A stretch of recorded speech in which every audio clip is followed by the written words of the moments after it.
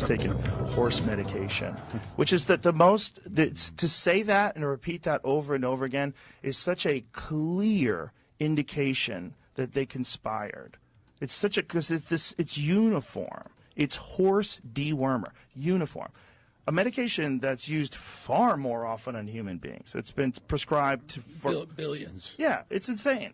And the fact and won the Nobel Prize for efficacy in humans. Yeah, in humans. Yeah. It was wild. It was just wild. They had to do it.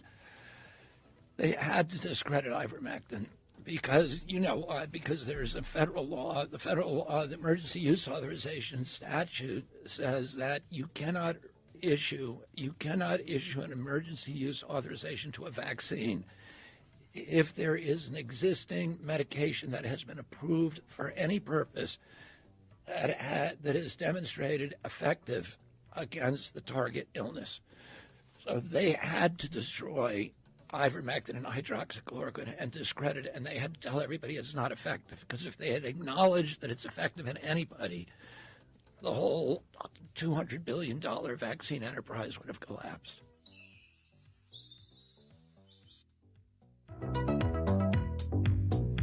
Yeah, we are back here on Issues and Answers Friday.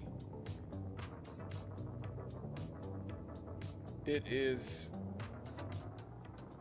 7:25. Wow, 7:25 in the PM here on a Friday night, March the 15th. The future is here, folks. The future is here. Let me get this call really quick before we go to the next topic. Hello, caller. Hello, caller. Oh, I guess they hung up. In the intro there, you heard Robert F. Kennedy. Are you back? Hello, caller. How's it going, Scott? It's all good, brother. Yeah, the watchman's got to come in. Okay, listen, Scott. Yes. Now, give me a chance to talk before you jump on top of it, man. We both can't talk at the same time. Now, let me ask you this here, Now, I raised, bully breeds of dogs. Oh, okay. I got, bull masters mixed with American bulldogs. I got some of them. And I got a puppy that had escaped. He left a good home, good bed, all right, good food, okay. I took him on a road trip. This particular dog, he's one of my favorites. He passed gas, man. You have to roll the windows down, man. I love this dog. He was blue. Now, what happened was he got away. He thought the other side was better. Now, this is what we coming to. He thought the other side was better. Now, he escaped. Now, he was gone for a minute, but he had a chip in him. Now, when I got him back, now, listen to me. I got him back. I could leave the gate open. I didn't have to worry about him running away no more. Now, listen to me. Now, you told me that young people and black people jumping ship and going to the other side, or they trying to find a home. Okay, now let me tell you about that home, okay?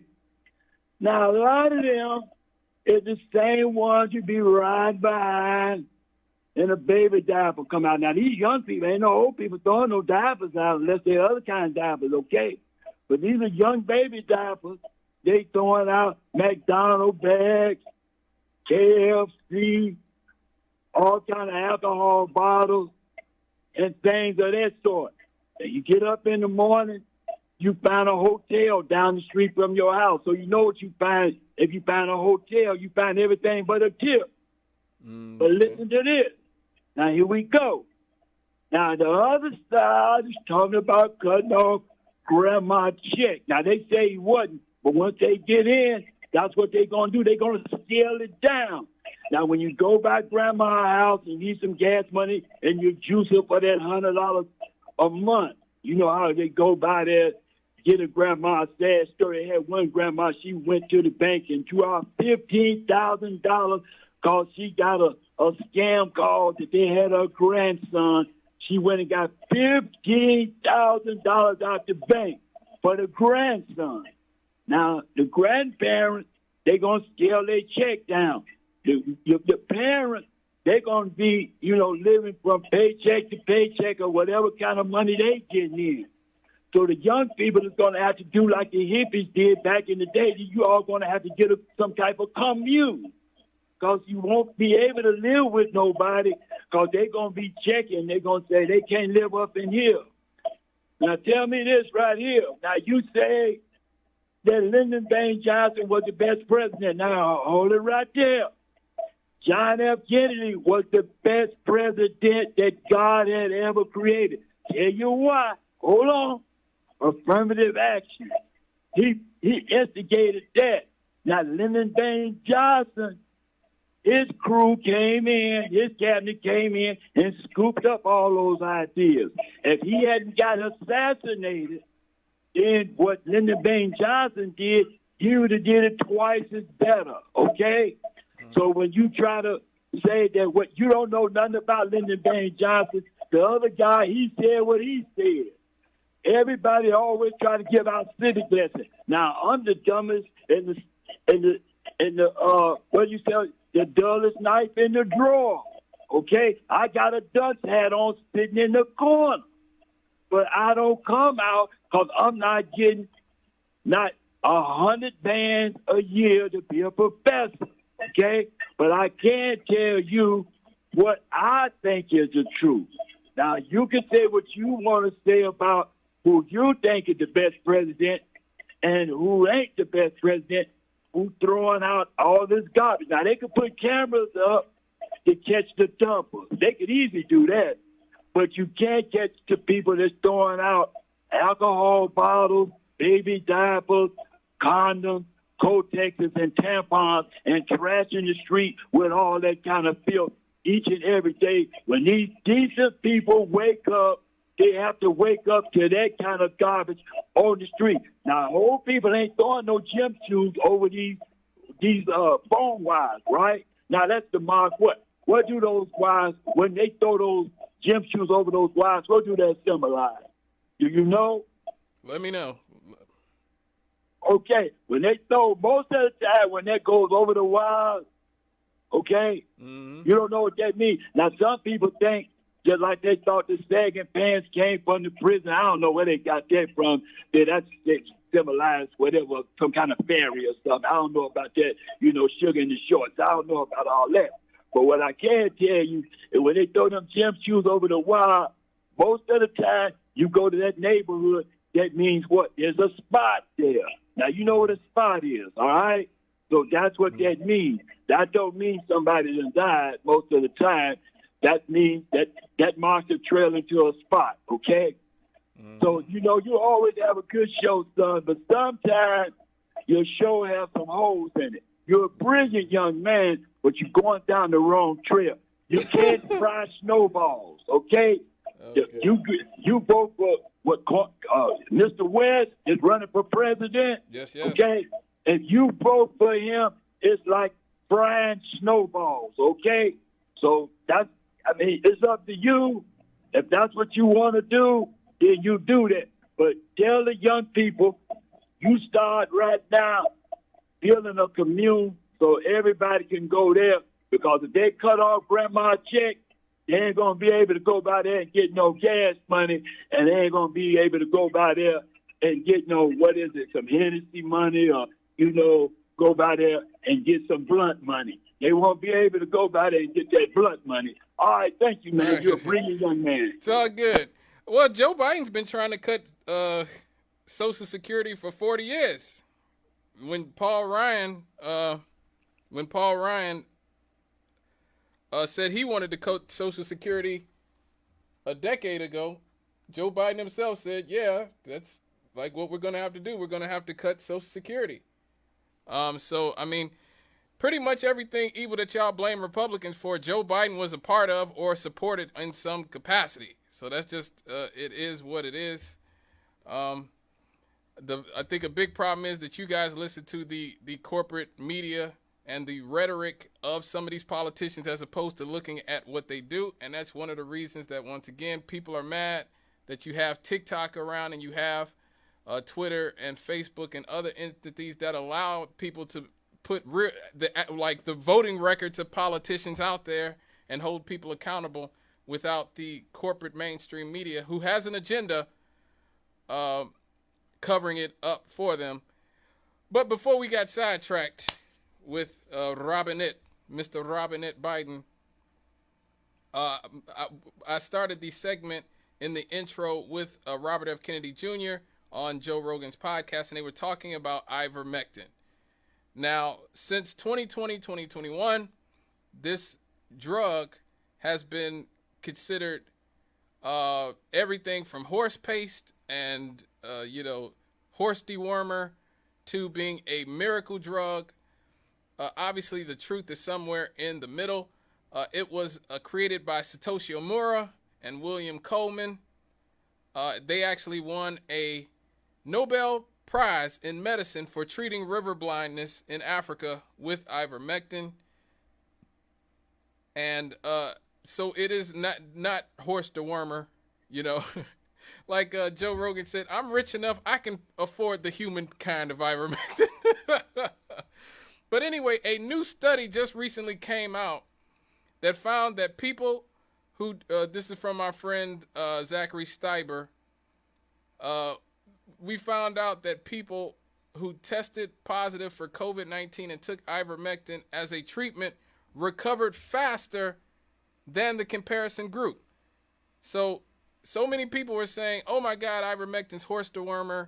You can't take this and you're going to die and go blind if you take this.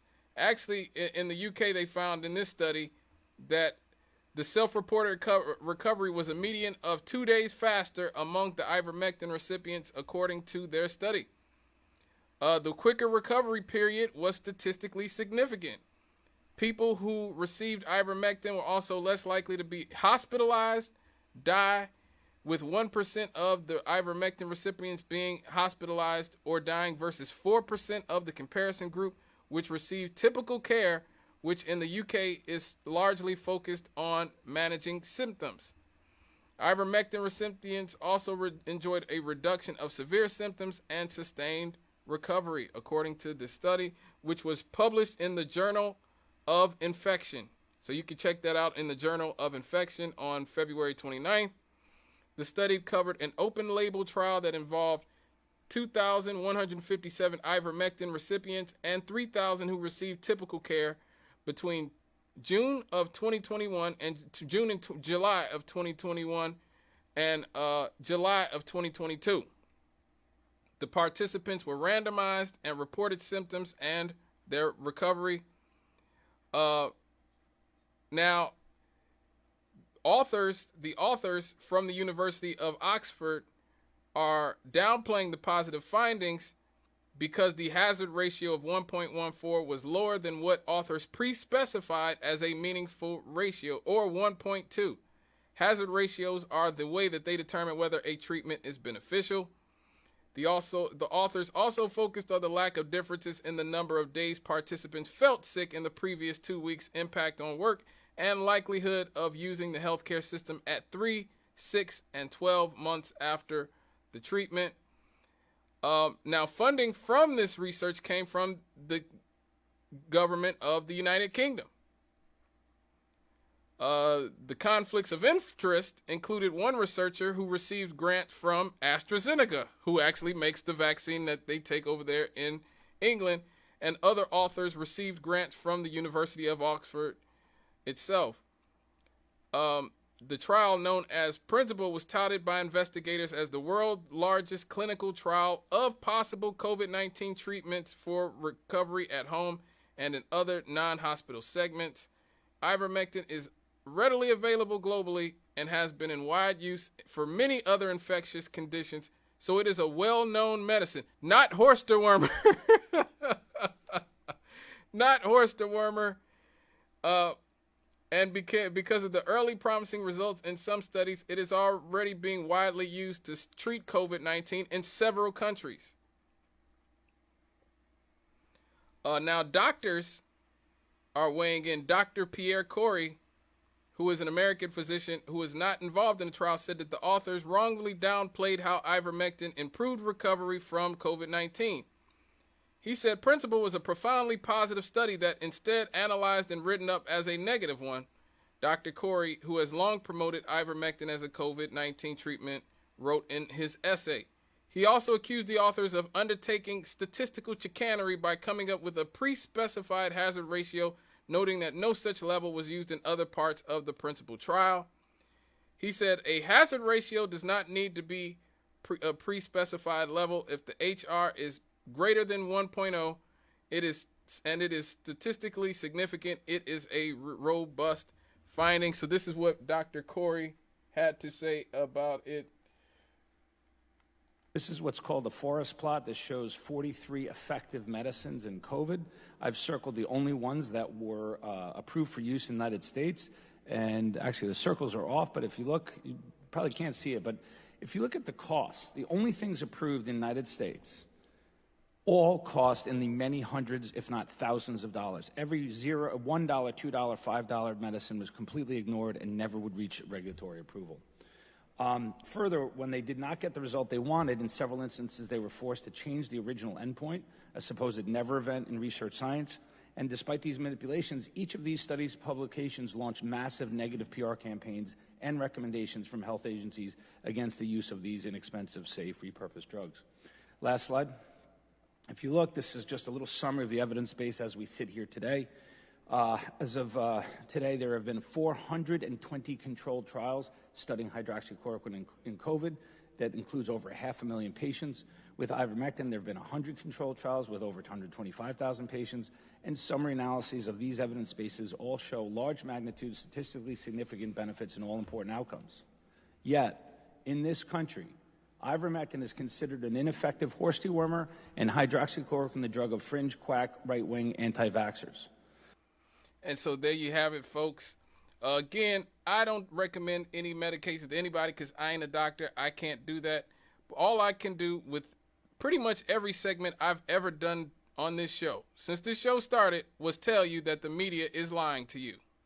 Simple as that. The media that is owned by the billionaire class, that is at the service of the prison industrial complex, the military industrial complex, and Wall Street and corporations. These people are all lying to you about everything. So do not believe what they say about virtually anything. Check these things out for yourself. Okay? You saw CNN literally color Joe Rogan's skin yellow to make him look like he was dying because he had taken ivermectin, when in reality, the guy recovered quicker than just about everybody else. And he's well over 50. I believe he's 56, 57 years old at this point. Okay? We saw them downplay colonial antibodies and other treatments so that the public would be forced to take these vaccines that many of our politicians are invested in. Does that mean that the vaccines didn't help nobody? No, of course not. But it should have always been the choice of all of us as individuals, whether or not we wanted to get it or not. It shouldn't have been forced on us. We shouldn't have been lost our jobs or had our kids taken away from us or been kept out of restaurants. I mean, you know, you had people calling for people who were unvaccinated to starve to death. When we had other treatments, we had alternatives that could have been used to help people. But that wouldn't have put money in people's pockets. You know, we saw Dr. Fauci lionized, as Eve talked about on the show before this. If you haven't seen Nuestra Comunidad at 5 o'clock with Eve, you can see it on WLTHradio.com on our Facebook page, or you can look at it on Facebook. But she talked about this, and I've talked about this a few times, how Dr. Fauci was involved in the funding of the creation of this virus. And now you trust him to tell you everything, to tell you the truth about everything? He lied to your face many times. Rand Paul called him to account in Congress about his funding of gain-of-function research that created the coronavirus. And he lied to your face a bunch of times, just like he lied during the 80s. It's funny, a lot of people view Dr. Fauci as a villain from the 1980s because of a lot of the things that he did during the AIDS crisis. But when it was time to make money, they rehabilitated his image and took somebody who had for many years had a negative reputation and made him out to be the best and greatest man in the history of the world who never lied about anything. This is why I always tell you, don't trust the corporate media. And look at people's profit motives. Please, look at people's profit motives. Ivermectin is a generic drug that anybody can get for relatively cheap. It's like aspirin. It's not going to make the drug companies billions and trillions of dollars. So what do you think? The mainstream media that is sponsored by Pfizer, Moderna, AstraZeneca, what do you think they're going to try to force on the public and propagandize to the public? The generic drug that just about anybody can get access to, that's won Nobel Prizes in medicine, that has been kept cheap on purpose by the people who created it so it can help as many people as possible, or these expensive drugs that the American public actually funded their creation but now have to spend hundreds of dollars for a piece. If you listen to this show, you already know what's going to be pushed down all of our throats. All right, folks, when we get back, I'm going to say goodbye to a hip-hop pioneer who, in my opinion, did not get what she deserved. We'll be right back after these.